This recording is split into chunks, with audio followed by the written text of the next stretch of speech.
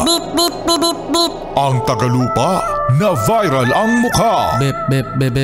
Bumibip bip bip bip bip bip bip bip bip bip na ba? Ang lahat. Marsha. Enrico Pañero.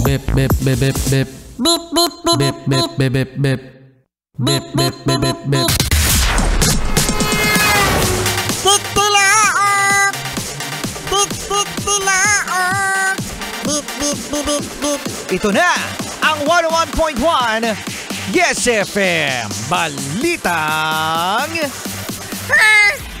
Hoy! Natapos na nga mga Yes Friend ang ating Desisyon 2025 kung saan meron na nga naproklama ng mga nanalo no, sa national at local positions. At ngayon mga Yes Friend meron ng mga nag-iisip kung sino nga ba ang mga tatakbo naman sa 2028. At alam nyo ba? Nang naitanong si Senadora Risa Hontiveros, anong sabi niya, Marcian? I'm open. Oh. I'm open to all possibilities. Oh. Ibig sabihin niyan, posibilidad daw na siya ay tatakbo bilang presidente sa 2028. Wow! Paano ulit, Marcian? Wow! Uy, big statement yan, mga Yes Friend. No? Big statement yan. Kasi, alam naman natin na si VP Sara ay vocal na rin sa kanyang posibilidad din na tumakbo bilang presidente. At kung magkakataon, mga Yes Friend, kung ito ay mangyayari, kung di ako nagkakamali, no? First time ba? Kung di ako nagkakamali, mga Yes Friend, no? Based sa aking pagkakaalala, first time na mangyayari na mayroon dalawang babae na tatakbo. Kung di ako nagkakamali, mga Yes Friend, correct me if I'm wrong. Mali ka. Mali agad, no? Na maglalaban bilang presidente.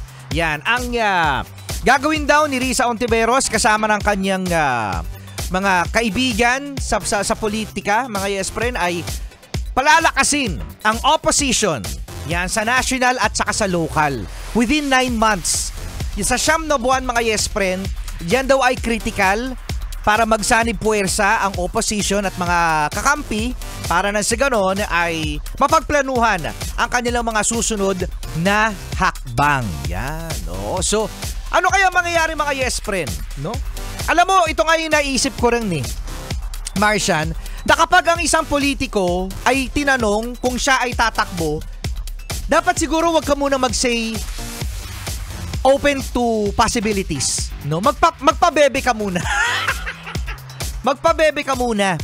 Kasi mamaya baka baka maudlot, 'di ba? Yung gayahin yung ibang mga tumatakbo na nanggugulat. 'Di ba? Paano nga ulit yung manggulat, Marcian? Wow! Wow!